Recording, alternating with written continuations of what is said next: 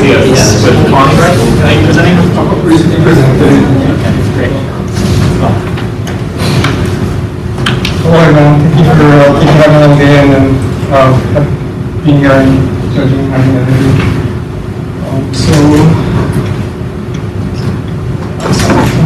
Let's start with PDF. Okay, it's a PDF.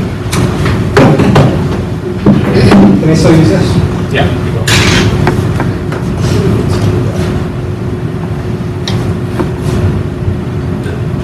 Give it a try. Well, hello, we are Mono Studios, and our project is interactive level books. So why interactive level books? Foreign language was a very fundamental part of our culture and history, and okay, yeah, fundamental part of our history, and it was we had the highest literacy rate in the world. The first immersion school was actually in English because missionary families were scared that their kids would grow up not being able to speak English. Imagine that today. What's changing everything. So our project is interactive level books because we feel that our immersion families and children need that additional bit of assistance being able to either learn Hawaiian to their kids or that little bit of interactivity so the kids can associate the sounds with the words. So imagine pop-up interactive karaoke style words and imagine parents needing help in just being able to tap on anything and seeing the correlation. So the basic component of the language translation is this represented here. So in the bottom two sentences, you can see the correlation between the Hawaiian and the English. So Hawaii, Language, Mani, Fuakari. So you're not only getting a sense of vocabulary, learning new vocabulary, you're getting a sense of decade structure to be able to say a sentence like this. And so as a parent, you'll be able to read that sentence and get help before or while you were reading to your child. So there's various different components. We're not making a book, we're not creating books, we're creating a platform for others to add interactivity to the books they've already created. So that you already have the digital format of their book and you want to make it pop up, the words pop up and have sound and have all these advanced features where you tap on the chicken and the chicken goes, woo! So this is really what we're trying to create. We're trying to create a new media platform to take books that are here or mirrored so you can understand the meaning behind a mirror or a book. And you can learn the language at the same time. But this is actually has much more to do with all types of media than it has to do with books. Our books are our focus. Emerging families are our focus. We're representing all these other companies here because they have something that is in common with this interactive book system. So karaoke, the words popping up on the screen is similar to when that's the word you're seeing right now. Kino Media, they have these interactive books where you can just tap and you want to spell all. Oh, sorry. So imagine that as a rainbow. And there's lots of little different little pieces and components. The language translation thing I showed on the previous slide is a lot of the back-end Duolingo is. So how you map words in Duolingo. So imagine a more cultural Duolingo that is more based in Hawaiian than even talk.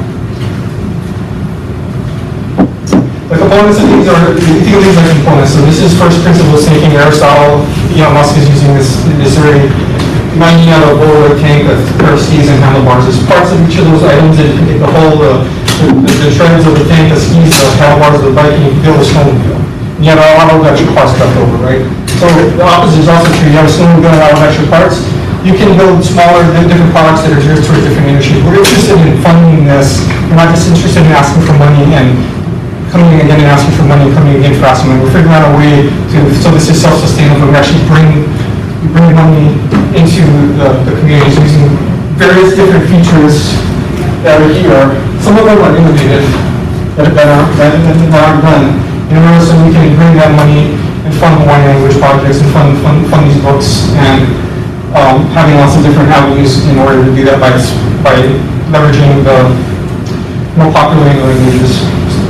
In addition, we also get new advantages. We get, on flash cards, we could support our local TV programs. We could have translation technologies for Papakilo or augmented reality. So you just put the camera at something and it starts overlaying the English so you can actually use a book like this with a real book, physical book. And now you got the audio and you got the words popping up. So I'm Claudio Barra, I'm a software engineer. Manuel Peters is the pioneer of the first immersion school in Molokai. And Kevin Wright's marketing expert and business person. So we're doing this. We're creating a platform, we're creating books, we're doing it from one language. Now we're going to jump into something really different. We're going to be, for this building phase, we're just going to be using these technologies in the way I was deciding to build a Chrome extension by September. It can do all a little way Netflix, so you get the word help on any Netflix video using a Chrome extension. And then have an editor and translation to do that. And I'm always scared. So the data source can be used, and you have the time and you have the words, you can match it up, and you can eventually use different natural language processing, all kind of other things. These are all these little projects on the side. So what we're asking for is $25,000, and we want to just make that self-sufficient. And the maximum time we think we can do it in about 2.5 years. But that's the ask, and I'm running out of time. So thank you so much, and I'm going to bring my team up for questions.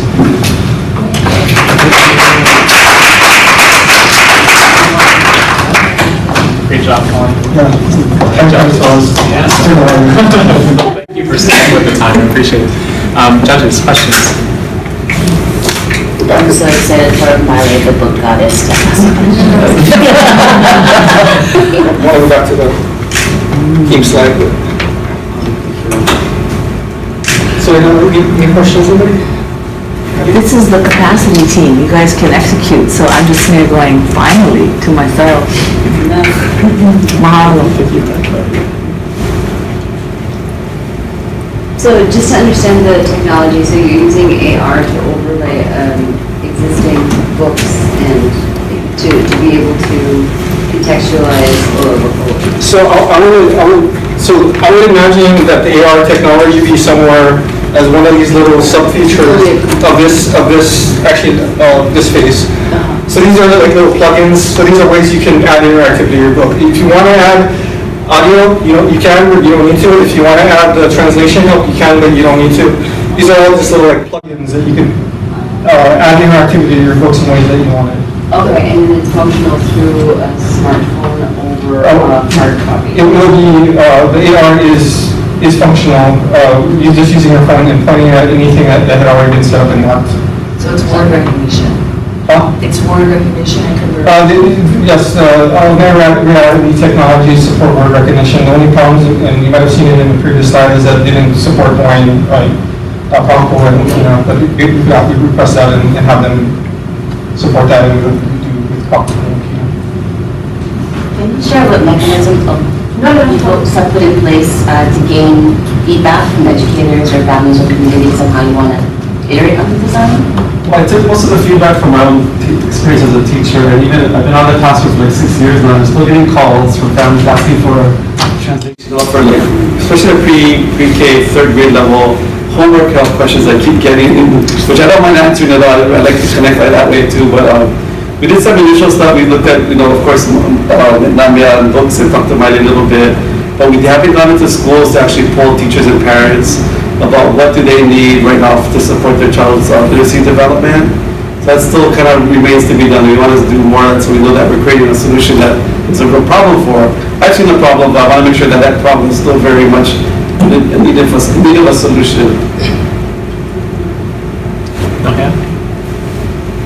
So where have you been so far? Like, what projects have you guys done so far? And when was the start of the?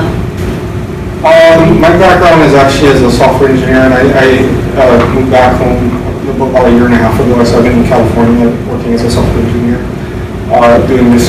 A lot of the stuff I did about 9 years ago, and I just didn't have a way to kind of get it into use.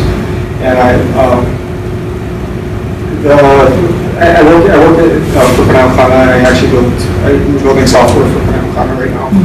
So I have a lot of experience in building software. And for me, mostly just teaching Hawaiian language as like to adults or to Hawaiian language emerging students is taking it to, and then did some never developed apps or any kind of technology directly, but did a lot of online webinar type of learning starting in 2009 to 2011.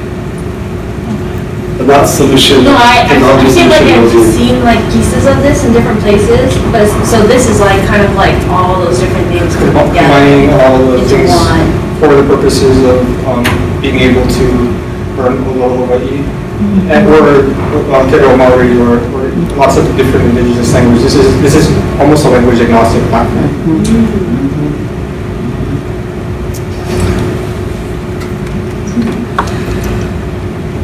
Just to share more about the funding stream, you mentioned wanting to be sustainable by year 4 or maybe even 2 years.